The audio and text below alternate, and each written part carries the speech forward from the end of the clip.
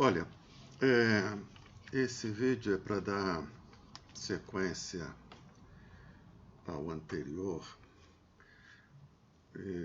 no qual esse e o anterior tem a intenção de esclarecer alguns pontos do sentido mais geral da série de postagens que eu tenho publicado no Facebook, com o título de A Esquerda e a Crise. O pressuposto é o seguinte, que essa crise que nos acomete, ela só faz sentido se nós a compreendermos no bojo de uma crise mais geral. E a esta crise mais geral, eu estou identificando essa crise mais geral como a crise terminal da civilização ocidental. Não é que a civilização ocidental vai desaparecer do universo. Ela vai desaparecer como fonte de produção de conquistas de civilização. Não é? Então, isso seria a crise terminal. A incapacidade dela, da perda de vigor, de produzir novas respostas para os novos desafios. Com isso, numa situação de crise, nós no Ocidente tendemos a responder aos problemas novos com os velhos remédios, aumentando a dose.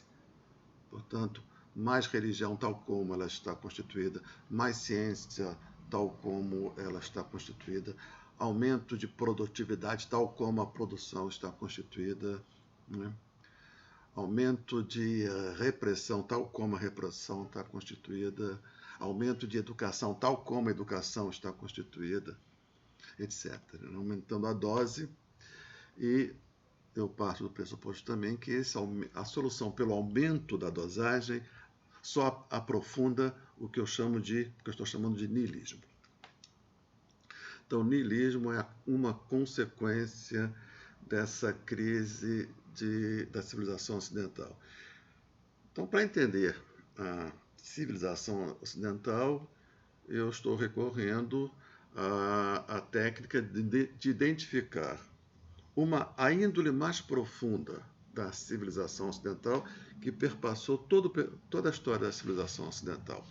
E esta índole mais profunda, que, portanto, determina qual é o caráter da civilização ocidental, eu identifiquei essa índole como sendo de fundo de caráter metafísico. Então, a metafísica é a índole mais profunda e permanente da civilização ocidental, o que significa dizer que ela perpassa esta índole metafísica, perpassa todas as produções da civilização ocidental, a arte ocidental, a religião ocidental, a ciência ocidental, a visão de mundo ocidental, a filosofia ocidental. Né? Apesar de toda a diferença que cada um desses registros, dessas esferas, apresenta, em todas elas, durante o vigor da civilização ocidental, estava ali presente, dando o seu caráter mais profundo, a metafísica. Muito bem. Só que o meu argumento, eu não parti da metafísica, porque ele é muito abstrato, da morte da metafísica. Então, a crise da civilização ocidental é a crise oriundo do fim da metafísica, do fim do vigor criativo da metafísica. Só que não a partir daí, porque seria produzir um ensaio filosófico, não é? Que encontraria muito pouca audiência por ser um ensaio filosófico. Não foi essa a minha técnica de abordagem, em sim partir de algo que é vivido, um fenômeno que é vivido e vivido dramaticamente por todos, que é a morte da verdade. Né? Essa então foi a minha estratégia. Em vez de abordar diretamente o fim da metafísica, eu abordei um dos seus efeitos mais salientes, mais estridentes, mais, digamos assim, escandaloso, por ser vividos por todos, que é a morte da verdade. Isso é um fato tão real, tão assim, tão largamente compartilhado por tantas pessoas que chegou ao ponto desse dicionário Oxford, seus diversos dicionários, Oxford ter dicionarizado a palavra post-truth, pós-verdade, o que dá, ao meu ver, o que demonstra que essa expressão, ao ganhar os dicionários, significava que ela já vigorava como experiência vivida largamente. Então, a morte da verdade disse isso, o atestado de óbito, não apenas da verdade, mas da índole metafísica que sustentou toda a civilização ocidental. Porque a verdade só foi o que foi, o valor supremo da civilização ocidental, porque ela esteve associado, a verdade era a expressão concreta de um princípio fundamental da metafísica, que era o princípio da universalidade. Então, a metafísica consagra a universalidade como o bem supremo, mas a universalidade como bem supremo é abstrato. Ao ganhar a forma da verdade, ela ganha concretude. Então, a metafísica ganha concretude ao fazer do universal, ao fazer da verdade a expressão do universal. Então, quando a verdade morre, testemunha a perda de vigor da categoria do universal, portanto, testemunhando também por isso mesmo a perda de vigor da metafísica. Então, a crise da civilização ocidental é, em última instância, a perda de vigor da metafísica. Não é? Isso é quase que um consenso que se estabeleceu na filosofia no século XX. Todos os filósofos relevantes do século XX disseram isso. Nós somos pensadores pós-metafísicos. Cabe ao pensador do século XX pensar o pensamento, fazer filosofia já nesse novo registro, pós-metafisicamente. Não é? Todos os relevantes, de Heidegger, a Deleuze, a escola de Franca, os pós, a filosofia linguística, pragmática lá da filosofia da linguagem anglo-saxã, todos já se puseram a pensar nesse registro, porque era um registro irrecusável. A morte da metafísica, que era uma questão filosófica, ela ganha as ruas vestidas desse fenômeno chamado a morte da verdade. E nós estamos todos aí sob o efeito dessa morte da verdade, né? Steve Bannon na política, Cambridge Analytica, Roger Stone nos Estados Unidos, o gabinete do ódio aqui no Brasil, as fake news, os robôs que sustentaram a campanha da Bolsonaro, Globo News, né? O telefone está tocando, Globo News, e intelectuais, mesmo de esquerda, Breno Altman, quando diz que o governo Lula foi reformista, o governo Jango, não. Tudo isso está já vigora nesse horizonte pós-metafísico, portanto, pós-verdade, onde a narrativa ela vale em si. É como se as narrativas tivessem perdido o lastro. Não estão mais lastreadas em fatos. Não precisam mais estar lastreadas em fatos. Não é? É como se algo que aconteceu com as narrativas é semelhante com o que aconteceu com a moeda. O papel moeda ela tinha lastro, o dólar tinha lastro em ouro. Não é isso? Aí chegou um certo momento que não precisa mais lastro em ouro. Vale o valor de face. Não precisa mais o lastro em ouro. Portanto, as narrativas também valem pelo valor de face. Valem pelo que elas dizem e não pela eventual sustentação dela nos fatos. Né? Esse é o mundo que nós vivemos. Todo mundo vive isso. Nós estamos atravessados por isso, né? Ao centro, à direita, à esquerda. E eu chamei isso de niilismo. Não só eu, isso é um termo que não foi inventado por mim, longe disso. Né? E significando o seguinte: se a verdade, se o universal era o valor supremo, e esse valor supremo acontecia mais visivelmente como verdade, e se a verdade morreu, portanto não há mais valor supremo. Se não há mais valor supremo, todos os valores são equivalentes uns aos outros. Não é? Porque não tem o supremo. O valor supremo é que dava a média, a medida da hierarquia. Se os valores não têm mais hierarquia, todos são equivalentes.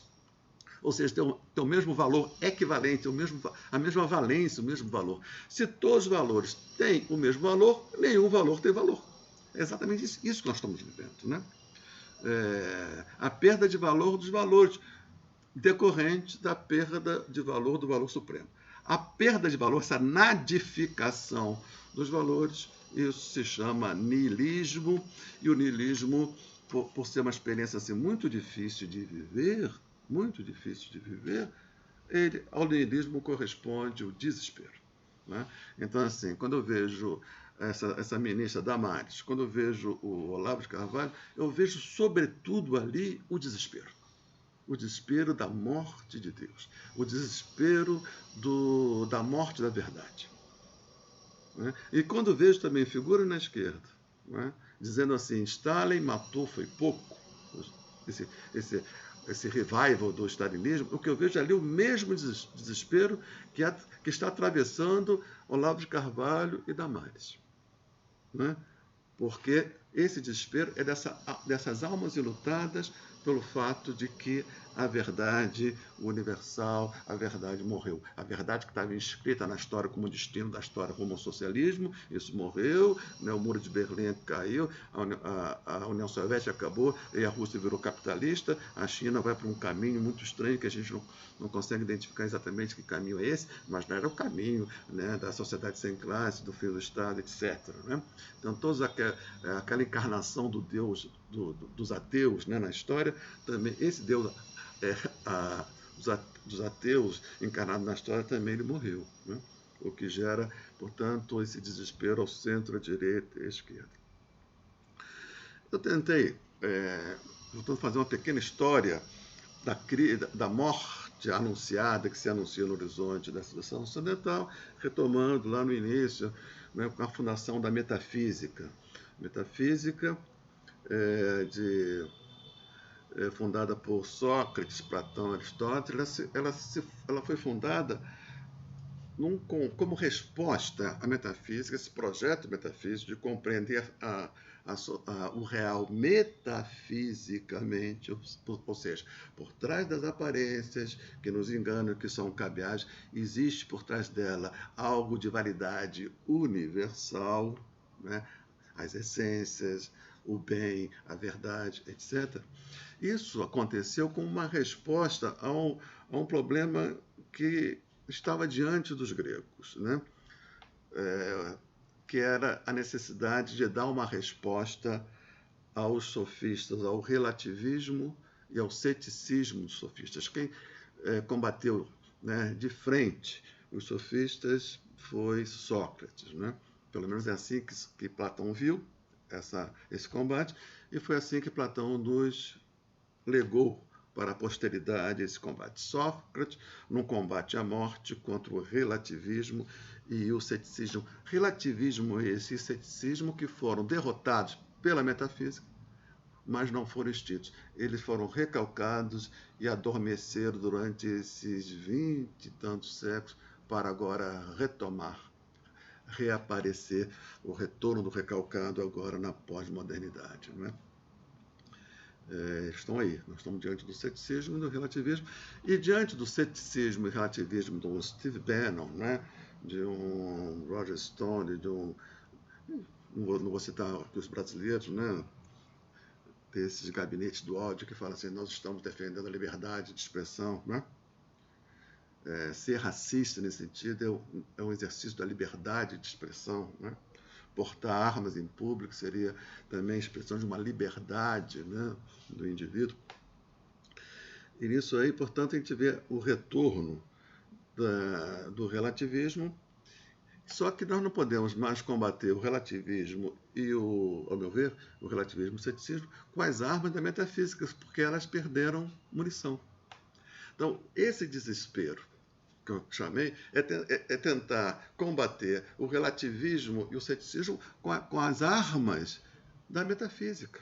Daí o desespero diante da impotência desse combate. Então, como combater o relativismo e o ceticismo pós-moderno de um outro modo, né? Essa seria, vamos dizer assim, apontar uma direção para isso seria o objetivo maior desse meu empreendimento, né? Chamar atenção primeiro. Entender a crise só é possível entender na sua radicalidade, colocando no bojo de uma crise mais ampla, que é a crise, ao meu ver, terminal da civilização ocidental, porque o valor de universalidade se perdeu, se desgastou. Não tem mais poder de seduzir, de tocar corações e mentes. Né? Nós estamos sob o égide do relativismo, da antítese da universalidade. Né? Então tem que entender isso para que a nossa política seja de longo alcance de profundidade. Senão a gente vai ficar perdido aí nas gestões da crise, ou mesmo numa retórica tola de uma revolução cujos sujeitos dessa revolução ao modo antigo já não existem mais. Né? Vou até adiantar um dos meus pressupostos, vou dizer o seguinte, né? Que a classe operária não se mostrou uma classe revolucionária.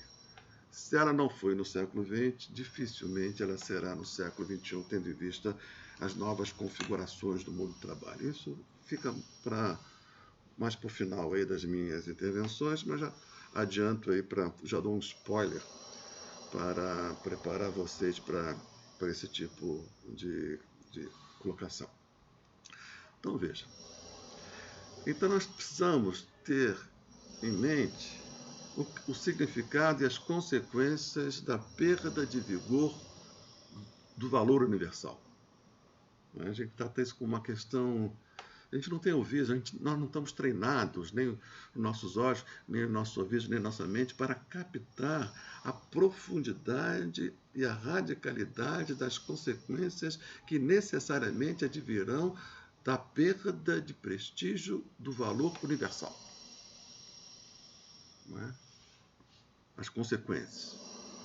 Vou dizer uma primeira, que eu posso dizer que eu testemunho, considero que na história da civilização ocidental houve inegáveis, ao meu ver, ganhos de civilização. Os stalinistas não reconhecem isso. Eles são discípulos do Pol Pot, né, o líder lá do Khmer Rouge, lá do Khmer Vermelho, que simplesmente o ideário de socialismo dele significava apagar o registro de tudo e qualquer contribuição que tivesse origem na burguesia. Então, tudo que teve origem ali tinha que ser eliminado, né? Toda a arte, toda a cultura, toda a filosofia, tudo que teve origem na burguesia ou nas classes aristocráticas anteriores tinha que ser limado. Era um jogo zerado. Esse é o Pol Pot, o polpotismo. Ele renasce agora com esses stalinistas aí do Stalin, matou foi pouco, ao negar toda e qualquer conquista de civilização experimentada no Ocidente. Eu não concordo com isso. Né? Eu vejo, eu reconheço diversas conquistas de civilização, né? Apesar da origem, às vezes até contra a origem. Né?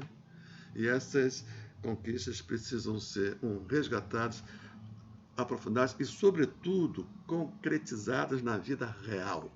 Porque muitas daquelas conquistas de civilização permaneceram, devido à sua origem de classe, no terreno da abstração. Mas já é alguma coisa, mesmo abstrata, é uma conquista de civilização que cabe à luta popular fazer com que ela saia da abstração para a concretude. Portanto, eu reconheço que a história do Ocidente, Marx também, né, que a burguesia teve um papel revolucionário e produziu inegáveis, ao meu ver, ganhos de civilização.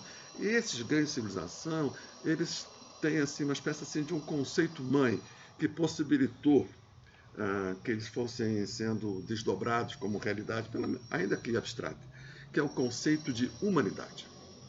Então, o conceito de humanidade, a meu ver, é o conceito mãe da boa parte, se não a maioria, das conquistas de civilização que nós experimentamos nesses últimos 20 séculos. O conceito de humanidade, que foi, né, que é um filho dileto da metafísica. Por quê? Porque por estar comprometido com a ideia de universal. Né? Então, nós temos a ver nessa ideia de humanidade como um valor universal, né?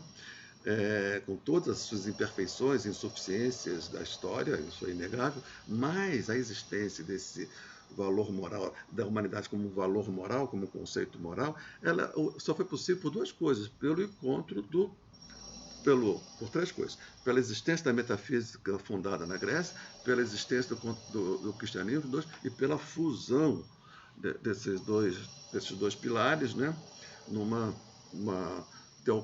teologia que acabou ajudando a constituir isso que se chama civilização ocidental.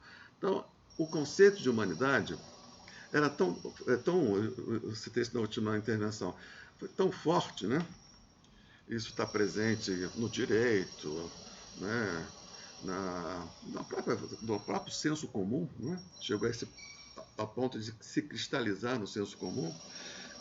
Era tão forte, tão presente, que até na guerra, que é o momento onde um contingente humano nega a existência do outro, né? Onde o assassinato não é apenas permitido, mas como desejável, mesmo aí, quando não se mata, se faz prisioneiro, se reconhece a humanidade do outro, tem todo um conjunto de regras a serem respeitadas. E se não forem respeitadas, isso incorre em crimes de guerra. Né? Então, mesmo na guerra, seria um momento da suposta, uma aparente negação da humanidade do outro, mesmo aí o conceito de humanidade continua operando a ponto de termos tribunais para julgar crimes de guerra. Para a gente perceber a força desse conceito mãe, né? Que gera um conjunto considerável de conquistas da civilização que os stalinistas não reconhecem, mas eles são polpotistas, né? Eles se querem estar, mas não estão à margem da civilização, né? Mas isso é apenas um sintoma do desespero, porque eles perderam o Deus laico, que supostamente estaria inscrito na história, na teleologia da história, que assegurava a eles um paraíso, né, de recompensas, né, ao esforço denodado, às virtudes revolucionárias. Né? Então, isso vem desse desespero. Mas, então, se a crise da civilização do Ocidente decorre do esvaziamento da ideia do universal, que aparece muito evidentemente na morte da verdade, como lidar com isso? A meu ver, resgatando, num contexto pós-metafísico, o conceito de humanidade. Então, como eu digo assim, no contexto pós-metafísico, porque este é o nosso horizonte. A pós-metafísica é o nosso horizonte. Não há como, ao meu ver, retomar, recuperar, retroceder para a situação anterior, onde a metafísica, onde a universalidade era a universalidade para todos. Hoje a universalidade está sob disputa. Se a universalidade está sob disputa, ela não é universal. Né? Portanto, essa situação, a meu ver, é irreversível. O niilismo veio para ficar. Portanto, não cabe desespero. Cabe, inclusive, reconhecer, se ao reconhecer aquele horizonte inescapável, assumi-lo como uma chance, como uma oportunidade de agora dar um conteúdo à humanidade que não seja metafísico, que não seja apenas uma ideia universal que dificilmente se realiza. Né? Então, aproveitar o niilismo é a única chance que nós temos, ou o desespero, ou encará-lo, né, ativamente e não reativamente. O desespero é uma forma reativa de lidar com o niilismo. Encarar o niilismo ativamente como nosso destino, nosso horizonte é esse. Então, o que fazer? Como recuperar a humanidade, o conceito de humanidade no contexto pós-moderno? Acho que, para mim, essa é a luta da esquerda. Né? Como? Construindo a sociedade nova, né? Territórios novos, livres de capitalismo, livres de niilismo e livres de desespero. Né? Isso aí, eu acho que com isso eu apresento um horizonte, né, de questões que eu vou tratar melhor nas próximas intervenções. Um abraço a todas e a todos.